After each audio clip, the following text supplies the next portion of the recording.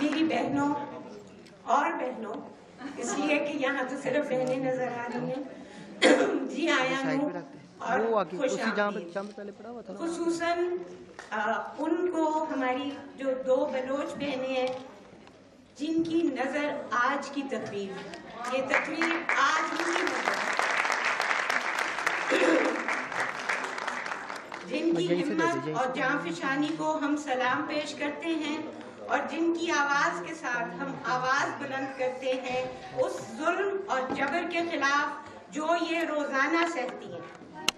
ہم انہیں یقین دلاتے ہیں کہ ہم ان کے دکھ میں برابر کے شریک ہیں اور ان کی جد و جہد کو اپنی جد و جہد سمجھتے ہوئے اس کا ساتھ دیتے ہیں۔ ہم سختی سے آرمی اور ایجنسیوں کی مذمت کرتے ہیں اور مطالبہ کرتے ہیں کہ گمشدہ لوگوں کو واپس کیا جائے اور غیر قانونی قتل و غارت کو فوراً ختم کر دیا جائے۔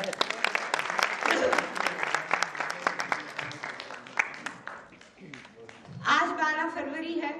پاکستانی خواتین کا دن۔ آج کے دن ٹھیک 28 سال پہلے چند سو عورتیں پاکستان ویمنز لائرز ایسوسی ایشن اور ویمنز ایکشن فورم یا خواتین محاذ عمل کی دعوت پر مجوزہ قانون شہادت کے خلاف ہائی کورٹ میں پٹیشن دائر کرنے نکلی تھی۔ ہم نے اس وقت ایک فوجی آمر کو سڑکوں پر نکل کر چیلنج کیا، خاموشی توڑی، ڈر کو پیچھے دھکیلا، ایک لمحے میں رکاوٹوں کو ہٹاتے ہوئے، نعرے بلند کرتے ہوئے، پولیس کے محاصرے کو توڑتے ہوئے ہم عورتیں شہر کی شاہراہ مال روڈ پر قبضہ جماتے ہوئی نکلیں،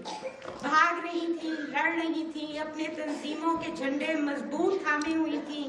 اس دن ہم نے دکھایا کہ عورتیں چادر اور 4 دیواری کی قید میں محصور نہیں رہ سکتی۔ سڑکیں، کھیت، کارخانے، دفاتر، ہم ہر جگہ نظر آئیں گی اور باہر کی دنیا یعنی مردوں کی دنیا اور عورتوں کی دنیا یعنی کہ جس کو نجی دنیا سمجھا جاتا ہے، اس میں کوئی تفریق ہم برداشت کرنے کے لیے نہیں تیار۔ جو عورتیں 12 فروری کو مال روڈ اور ہال روڈ کے چوراہے پہ موجود تھیں، وہ اس دن کے ملے جلے احساس شاید زندگی بھر نہیں بھول پائیں گی۔ غصہ، رہائی، قوت اور طاقت کے احساس اور سب سے میٹھا یکجہتی کا نشہ، جسمانی اور ذہنی آزادی، اور پھر جب کھلے فضاؤں کے ہم عادی ہو جائیں تو قید خانے میں جینے کے لیے کوئی تیار نہیں ہوتا۔ بغاوت کا مزہ منفرد ہوتا ہے۔ 12 فروری 1983 خواتین کی امنگوں کی علامت ہے۔ ہر مظلوم آزاد خواب دیکھتا ہے، مگر عورت خواہ وہ کسی بھی طبقے سے وابستہ کیوں نہ ہو، اسے ہر قدم پر حدود کا سامنا کرنا پڑتا ہے۔ اس کی زندگی اس بات پہ منحصر ہے کہ وہ یہ حدود کس طرح طے کر پائے گی۔ عورتوں کی تحریک کیا چاہتی ہے؟ ایک طرف تو عورتوں کی تحریک کی مانگ مساوی حقوق رہی ہے۔ 1973 کے آئین کے تحت یہ حقوق کافی حد تک عورت کو حاصل بھی ہوئے، مگر 1973 کے بعد آئینی ترامیم، خصوصاً 8ویں ترمیم اور اسلامی قانون سازی کے عمل نے خواتین اور اقلیتوں کے حقوق سلب کرنے کا موجب بنی۔ حدود آرڈیننس، جہاں کی وحشیانہ جو اس کے عمل تھے، اس کے خلاف ویمنز ایکشن فورم بنی، یعنی کہ اس کی پیدائش اس کی ریزسٹنس میں تھی۔ قانون شہادت، قصاص اور دیت کا قانون، شرعی عدالتیں، شریعت ایکٹ وغیرہ آج بھی ہم پر لاگو ہیں، یعنی ضیاء الحق کے خاتمے کے بعد بھی عورتیں اور اقلیتوں کے لیے جمہوریت بحال نہیں ہوئی۔ دوسری طرف خواتین کو معلوم ہے کہ ناانصافی اور ناہمواری کی بنیاد پدر شاہی یا پیٹریارکل نظام ہے اور اس کی جڑیں بہت گہری اور دور رس ہیں۔ عورتوں کی جد و جہد مسلسل ہے اور اس کا نشانہ مرد نہیں بلکہ ایک مرد معاشرہ ہے۔ اس معاشرے کی نظریاتی نظام نظام کے شکار مرد اور عورت دونوں ہیں، لہٰذا ہمارا نسل العین اس حقیقت کو پہچاننا اور تبدیل کرنا چاہتا ہے۔ عورتوں کی تحریک میں کون شامل ہے؟ عورتوں کی تحریک میں شہری اور دیہاتی، مزدور، خواتین اور آرگنائزیشنز، تنظیمیں ہیں، ورکنگ ویمنز آرگنائزیشن، آل پاکستان ٹریڈ یونینز فیڈریشن اور کثیر تعداد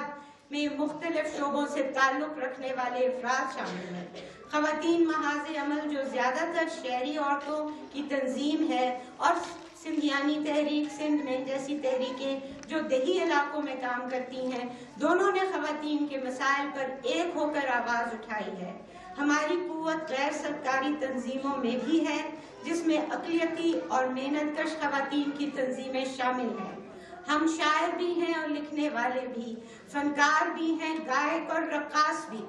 اور ہم سب مل کر ایک خواتین کی تحریک بنتے ہیں۔ حال ہی میں انجمن مظاہرین پنجاب کسانوں کی تحریک میں عورتوں نے بہت اہم کردار ادا کیا، اور اس تحریک کو قومی سطح پر اجاگر کرنے کے لیے کسان عورتیں مختلف فورمز پر اپنے مقاصد کے بارے میں بات کرتی رہیں۔ عورتوں کی تحریک کی کامیابیاں اور ناکامیاں۔ گزشتہ 65 سالوں میں عورتوں کے مسائل کو توجہ مرکز بنے، لیکن کافی حد تک انہیں نظر انداز بھی کیا گیا۔ جہاں افواہ کی قیادت میں 1961 میں مسلم آئلی قوانین پاس ہوئے، وہاں 1997 کے بعد ڈھیروں کالے قوانین بھی ہم پر ٹھونسے گئے۔ جہاں 1986 میں ایک عورت وزیر اعظم ہوئی، وہاں 1997 میں سائمہ وحید کو مرضی کی شادی کرنے پہ پکڑا گیا۔ شاید ہماری سب سے بڑی کامیابی یہ ہے کہ مسلسل تگ و دو کے بعد آج عورتوں کے مسائل قومی ایجنڈا پہ پائے جاتے ہیں۔ حکومتی ادارے اور سیاسی پارٹیاں، خواہ وہ بائیں بازو کی ہوں یا دائیں بازو کی، اب اپنے منشور میں عورتوں کو براہ راست مخاطب کرتی ہیں۔ یہ دوسری بات ہے کہ ان کے قول و فعل میں تضاد ہے، مگر عورتوں کی ڈیمانڈز جو ہیں وہ اب نظر انداز نہیں کی جا سکتی۔ 2002 میں عورتوں کو قومی اور صوبائی اسمبلی میں 20% اور لوکل گورنمنٹ کے نظام میں عورتوں کے لیے 33% سیٹیں مقرر کی گئیں۔ اس قانون کے تحت ہزاروں عورتوں کو مقامی سطح پر سیاسی دھارے میں شامل ہونے کا موقع ملا۔ اس کے علاوہ پاکستان کی قانون ساز اسمبلی میں 20% عورتوں کی نمائندگی اور تمام خواتین ممبران کا پاکستانی عورتوں کے حقوق کے لیے ایک گروپ کا تشکیل، یعنی کہ ویمنز پارلیمنٹیرین کوکس جو ہے، نے ایک مثبت کردار ادا کیا۔ اس گروپ میں شامل خواتین ممبران پارلیمنٹیرین کا تعلق کسی بھی سیاسی جماعت سے ہو، تمام پاکستانی عورتوں کی آواز بن کر اسے نئے قوانین بنانے میں پیش رہیں جو عورتوں کے حقوق کا دفاع کریں، اور یہ عورتوں کی تحریک کی بہت بڑی کامیابی ہے۔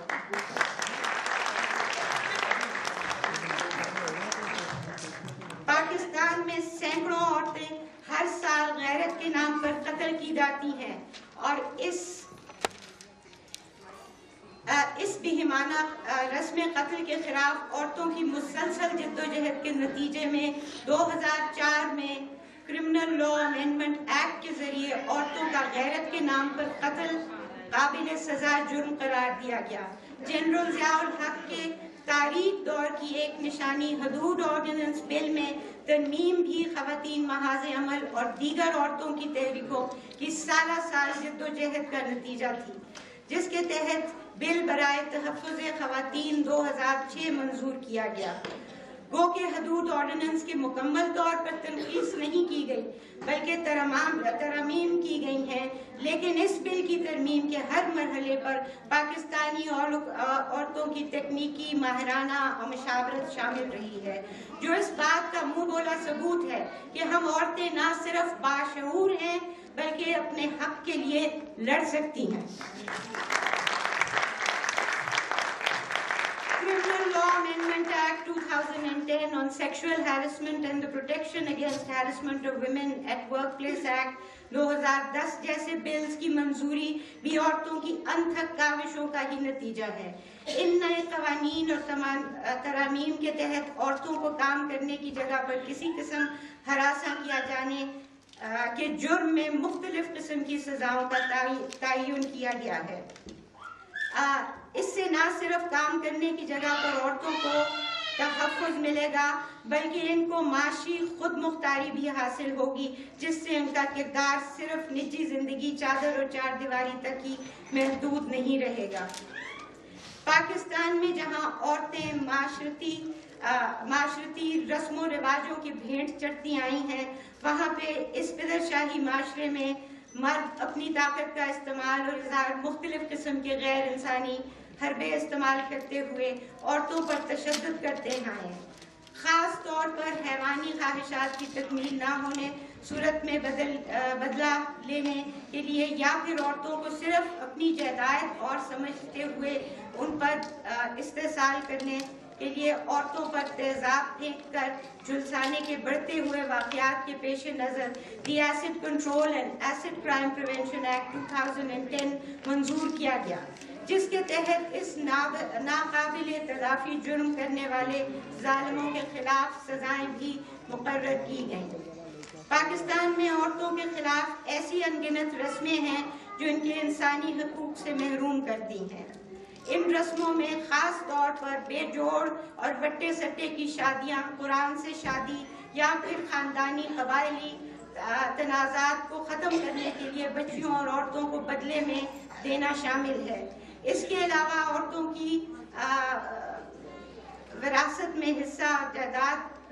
میں حصہ، اس سے بھی وہ محروم کی جاتی ہیں، ان کو برابر کی حیثیت نہ دینے کا مترادف ہے۔ انہی معاشرتی رسومات کے نتائج دیکھتے ہوئے prevention of anti women practices criminal law amendment act 2011 کی قومی اسمبلی کی طرف سے منظوری بھی بہت اہم پیش رفت اور مثبت اقدام ہے، جس کے تحت ایسی رسم و رواج جو عورتوں کے حقوق سلب کرتے ہیں قابل سزا جرم قرار پائے ہیں، خاص طور پر عورتوں کی زبردستی، بے جوڑ شادی اور ان کی وراثتی جائیداد سے محرومی ہے۔ ان جرائم میں خواہ بھائی، باپ، شوہر جو بھی ملوث ہو قابل سزا ہوگا۔ نیشنل کمیشن فروری میں پہلے ہفتے یعنی چند دن پہلے national commission on the status of women کی قانونی طور پر بطور ادارہ حیثیت قومی اسمبلی اور سینٹ کی طرف سے متفقہ طور پر تسلیم کر لیا گیا ہے، جس کا کام یہ بہت مشکل ہے، جس کا کام قومی سطح پر عورتوں کے متعلقہ قوانین کا جائزہ لینا، نئے قانون کی تشکیل میں قانون ساز اسمبلی کو ماہرانہ سفارشات دینا اور آگاہی مہم کرنا ہے، یعنی کہ ان کو ایک سول جج کا بھی سٹیٹس دیا گیا ہے۔ اس اہم پیش رفت میں ویف یا ویمنز ایکشن فورم کا دیرینہ مطالبہ پورا ہوا ہے، جس کے تحت عورتوں کے حقوق کی جد و جہد کو ایک خود مختار ادارے کا تحفظ ملا ہے۔ خواتین محاذ عمل ان تمام مرد و خواتین جنہوں نے پارلیمنٹ میں بڑھ چڑھ کے اس کو سپورٹ کیا، ان کو مبارکباد دیتے ہیں۔ چونکہ ہمیشہ سے عورت کی تحریک کا منشور ایسے قوانین کی منظوری اور مکمل عمل درآمدی ہے کہ جو عورتوں کے تمام انسانی اور شہری حقوق کو تحفظ، لہٰذا 2011 میں پاکستانی شہریت کے قانون 1951 میں ترمیم کی گئی، جس کے تحت اب پاکستانی شہریت رکھنے والی عورت اگر کسی غیر ملکی سے شادی کرتی ہے تو اس کے بچوں کو پاکستانی شہریت رکھنے کا حق حاصل ہے، جبکہ غیر ملکی شوہر اس قانون کے تحت ابھی بھی پاکستانی شہریت حاصل کرنے کا حق نہیں رکھتا۔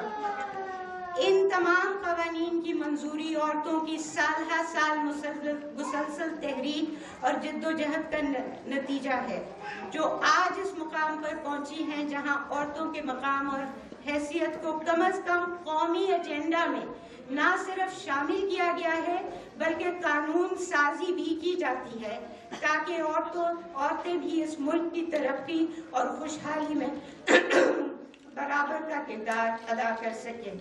خواتین محاذ عمل نے ہمیشہ جمہوریت کے لیے آواز اٹھائی ہے اور آمریت فوجی تسلط کی مذمت کی ہے، کیونکہ ہم عورتیں یقین رکھتی ہیں کہ ملک میں جمہوری قوتوں کی پائیداری سے معاشرے کی سوچ اور رویے بھی جمہوری ہوں گے اور عسکریت پسندانہ سوچ کا خاتمہ ہوگا، کیونکہ جتنا زیادہ معاشرے میں عسکریت اور انتہا پسندی اور آمریت کا غلبہ رہے گا، اتنا ہی عدم رواداری تشدد عام ہوگی، اور اس کا خمیازہ سب سے زیادہ معاشرے میں کمزور اور محروم طبقات بھگتیں گے، جو کہ بدقسمتی سے عورتیں اور مذہبی اقلیتیں ہیں۔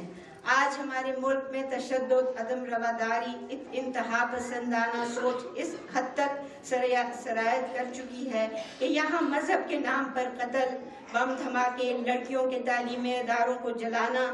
اور دوسرے مذاہب کے تعلق رکھنے والے شہریوں کو ڈرانا، دھمکانا اور ان کی عبادت گاہوں کو پامال کیا جاتا ہے۔ مذہبی اقلیتوں کو خاص طور پر توہین رسالت قانون کے تحت مذہب کی آڑ میں مجرم ٹھہرایا جاتا ہے، اور آج سینکڑوں غیر مسلم شہری اس قانون کی بھیٹ چڑھ رہے ہیں۔ لہٰذا خواتین محاذ عمل اپنی سیکولر پہچان کے پیش نظر ہر اس تحریک کا ساتھ دینا اور ساتھ چلنے کے لیے تیار ہے جس کا منشور عدم تشدد، رواداری اور انصاف پر مبنی ہے۔ ہم عورتیں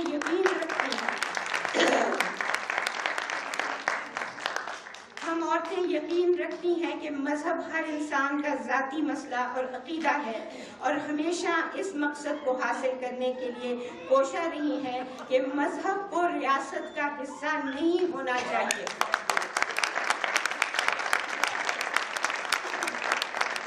تاکہ ملک کا ہر شہری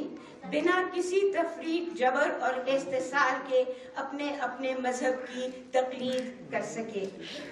آج کے دن کے موقع پر ہم ان تمام ساتھیوں کو خراج تحسین پیش کرنا چاہتی ہیں جو آج ہمارے ساتھ ہیں اور جو افسوس کہ ہمارے ساتھ نہیں رہی، مگر جنہوں نے عورتوں کی تحریک میں بہت بڑا حصہ لیا ہے۔ ہم نام لینا چاہتے تھے مگر اتنی لمبی لسٹ تھی تو ہم سب تالی بجا کے ان کو خراج تحسین دیتے ہیں جو اس لمبی تحریک کا حصہ رہے ہیں۔